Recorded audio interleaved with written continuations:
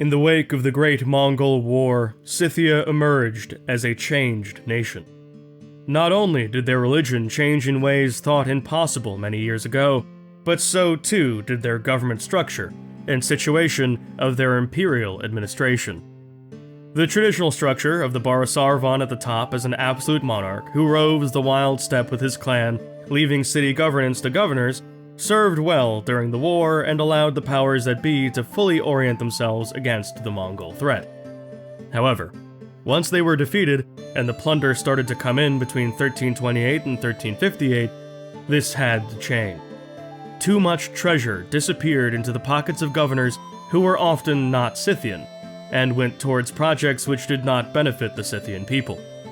For example, a Greek governor over a city would receive a portion of treasure to rebuild the city, and instead used it to build himself a palace, or construct a temple to Zeus, or even selectively rebuild the city according to the ethnic quarters it was divided by, treating his own people to the first of the spoils. As such, Barosarvan Azarian tried and hanged these corrupt governors, and refashioned government in order to delegate control while simultaneously making his own power more strictly effective. He did this by dividing the country into subdivided provinces called the Xshaça, each one centered around a city of particular note, each Xshaça placed under the governance of a Xshaçapavan, who would reside in, near, or around the city and be responsible for its good governance. The Xshaçapavan were directly chosen by the Barosarvan, and could not refuse this election. If they declined the offer, they would be marked for death. The Xshaçapavan could only be Scythian, and were often chosen from among the elder Aspa priests, though sometimes these were men from the Agarid dynasty more broadly.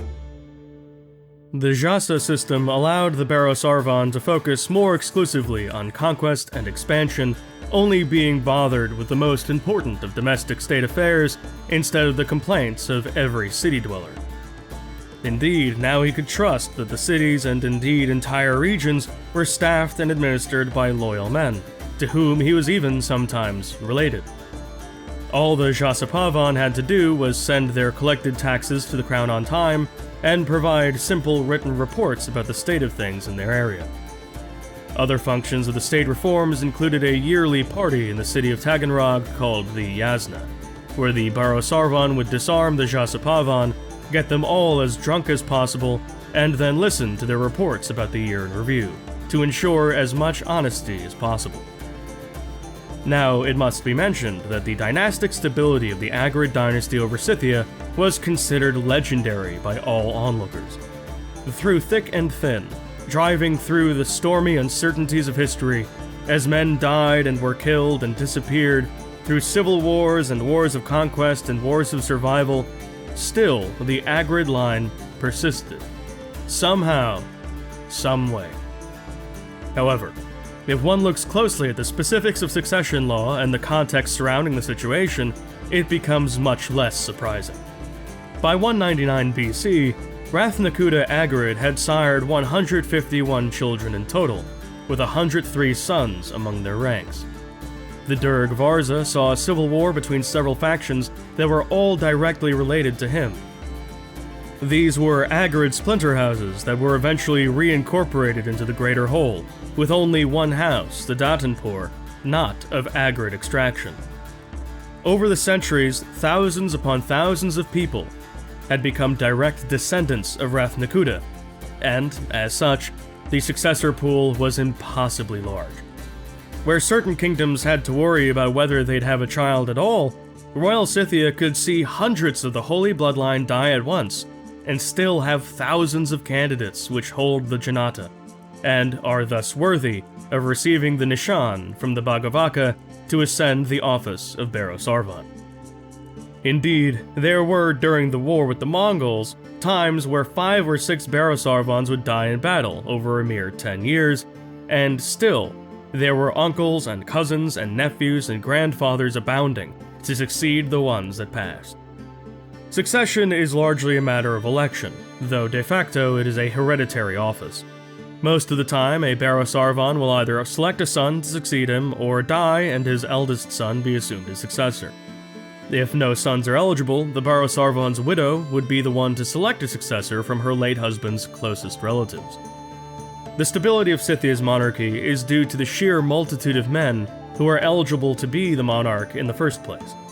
Indeed, if they were all gathered into one place, they'd constitute a small city's worth of people. If any man steps out of line to attempt a revolt, he is cast down by most other eligible successors, because if he takes the throne by force, they might lose their shot at succession entirely, however slim it might be.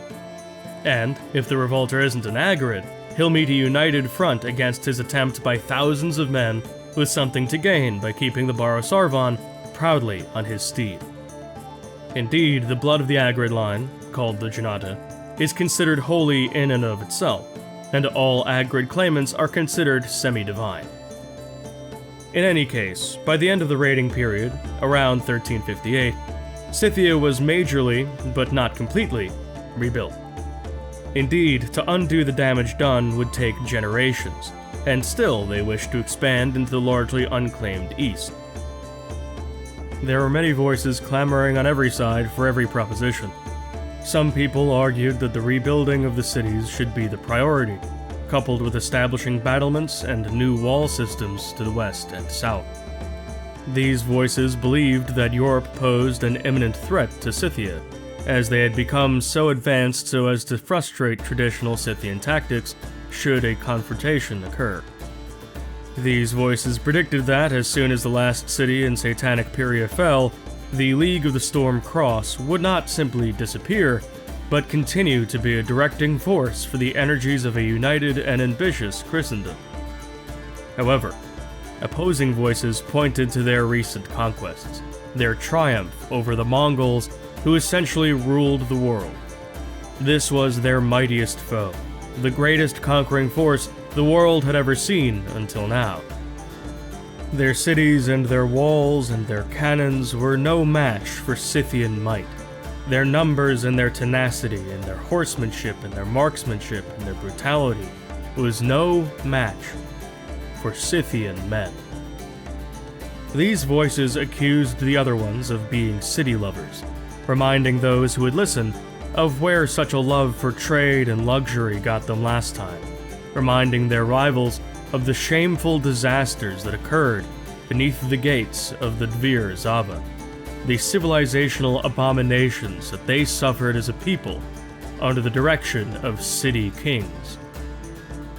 These voices instead advocated for a glorious conquest of the unsettled East, conquering and enslaving the primitive people who populate its vast expanse, and thus claiming honor and glory as one of the largest empires in history. Barosarvan Azarion faced a choice: commit to rebuilding the West at the risk of losing out on the Far East once the Mongol successor states rebuild, or charge in now and claim the Far East before anyone else could get to it. Azarion made his choice, and he, with a large command of settlers at his back, began the Scythian conquest of the East, while it was still only trod by the bundled feet of simple bearskin-wearing tribesmen. Time would tell if this was a wise decision, to strike at opportunity while the iron was hot, or if this opened up Royal Scythia to the kind of aggression it was still not yet ready to defend against, as the land still bore the scars of that historic and deadly war.